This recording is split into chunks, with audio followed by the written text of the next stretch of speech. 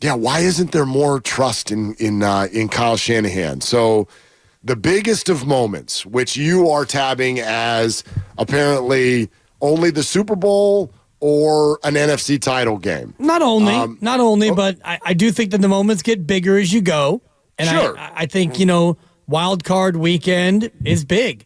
And then divisional round is really big. And then championship weekend, which is where we are, is huge. And then the Super Bowl is as big as it comes in American and maybe in all of global sports. You could talk about the Champions League final in soccer and maybe, the rugby final in the World Cup. There are other equally titanic events globally, but in America, there's nothing bigger than the Super Bowl. So as it's gotten bigger, his winning percentage has gone down. That's fine. I mean, you and I love to look at last year very differently. I remove it. It's just like if Lamar Jackson breaks his leg in the first quarter, we're not going to be like, what the hell's wrong with you, Harbaugh? Come on, man. You're supposed to beat the Chiefs. Like, it doesn't work that way. So, to me, if you want to do that and say you're 0-1 in the Super Bowl and you're 1-1 in the NFC title game and somehow come out of that with you failed in the biggest of moments, I don't know, man. I have a hard time with that. Like, again, 7-3 in the playoffs, and more importantly, the way that I think it's actually going, which is the way Dan Campbell described it. You show up and you do what you do. It's not going to work every time, but when Kyle Shanahan's the coach, it works most of the time. So I like. Sure, there's going to be failure. There's going to be disappointment. And you can ask me later if I agree with you or FP with that conversation yesterday, because I actually think it's an interesting one. Can't really answer it until you see exactly how it all goes down. Sure. But of course, our dreams and our hopes and our thoughts have been focused solely on winning a Super Bowl this year. At no time did it not feel like they should be able to do that, or at least that they're the favorite. So I would be incredibly disappointed if this ended this weekend. I would have called it a disaster if it had happened last weekend. But I just watch a repeated thing happen after a lot of these games where there's a lot of finger pointing at Shanahan, even after wins. This last weekend was definitely one of them. Speaks to me to a lack of faith. I don't understand where it comes from. I think many fans have faith, but they're also waiting for this whole thing to get across the finish line, and it hasn't. Yeah. So you can have faith, and I'm more surprised by the lack of faith in Steve Kerr.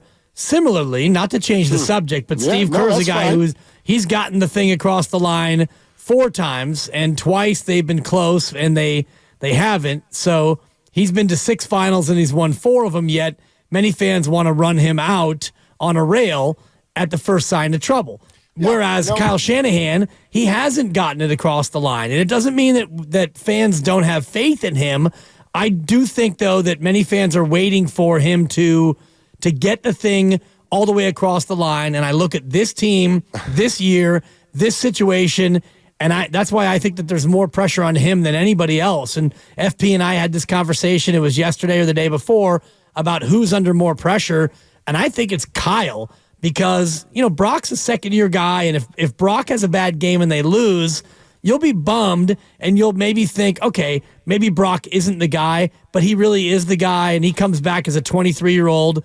If Kyle somehow doesn't win on Sunday, or if he gets to the Super Bowl and doesn't win, I think that's much more damning toward his reputation and his legacy. You might be right, although the other thing that just, I think, rips the legs out from all of this stuff, and I know that part of it is why you just brought up Steve Kerr, but it's like, we also talk about this as if these things are under the control of one person. Right. I mean, come on. Like, Kyle Shanahan did not call the play where it's like, okay, Brock, here's what we're going to do. So I want you to start with a glove, and then I want you to drop back and throw it to a Packer. And then what will happen is it's going to bounce off of his chest plate, and then we're all going to be relieved, and then we'll go on to win. It'll be fun. Like, this is such a massive orchestra that's all got to work together. And that's one of the reasons I'm such a supporter of Shanahan, and you can call me a homer for 80 more days in a row, and I don't care. I do not care, because he gets this team there every year. He gets them there every year. And there's a line of you going, I don't know about that. You don't know? You don't know? The league knows. The league knows, and the line of coaches that he has sent home knows. In fact, a lot of the coaches he's sending home now on a weekly basis are coaches he coached. His tree has become the biggest tree in the NFL, which is actually a tree off of Mike Shanahan's tree, which is actually off of Bill Walsh's tree. It's another reason I love this guy. If you look at what's going on with 49er football right now, there is a family tree that goes all the way back to the greatness of the 80s. And it has become a bigger, badder thing in the NFL than anything that the Parcells-Belichick tree did, other than adopt Tom Brady on accident. Like, look around the league. The playoffs this year, McDaniel and D'Amico and LaFleur, it's all over the place.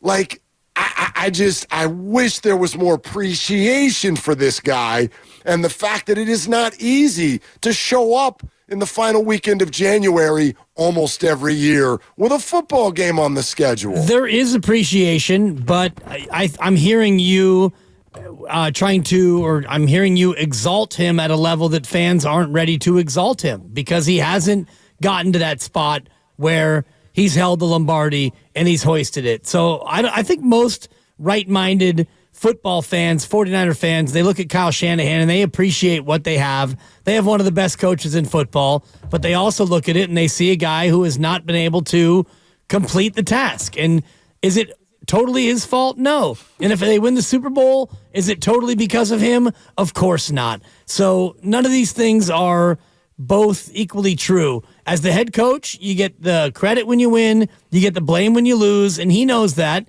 And you mentioned his coaching tree, and you look around football, and there are coaches who maybe aren't as esteemed as he is, but some of them have Lombardis. And you look at the guys remaining this weekend, and you've got 2 of the 4 who have Lombardis, and one of them for sure is going to be in the Super Bowl with a chance to add another trophy to the case. And if Kyle goes up against Dan Campbell and loses, if the Lions beat the Niners and Kyle doesn't even have a chance to go up and go for the Super Bowl and go for the Lombardi, that's a mark on his resume. It's just the way it works. I guess. Well, but it doesn't have to. Why does it have to work that way? Why? Because he's the coach. And when you're the coach and you're the winning coach, you're the winning coach. And when you're not, you're the losing coach. But that's so black and white. And even the verbiage that you use there, like, he hasn't gotten the job done. Yeah, he has.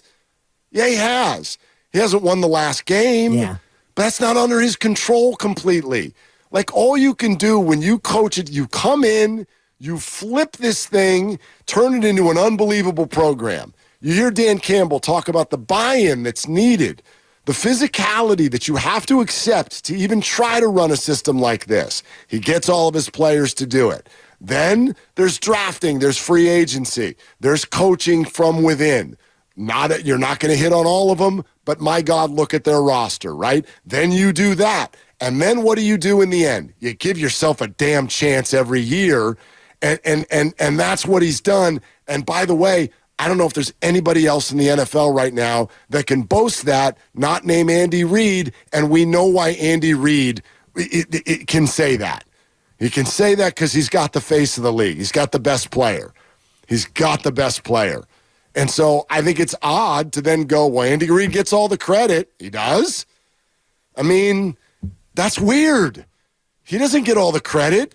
He's got Patrick Mahomes.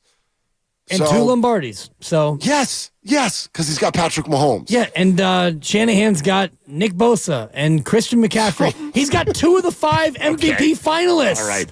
You got 2 of the 5 MVP finalists, and you're not going to be expected to win? Come on. It's not, no one's saying you're not expected to win, but there's one game in the end, and all the teams are really good, and you're bringing up a pass rusher, and I'm bringing up quarterback.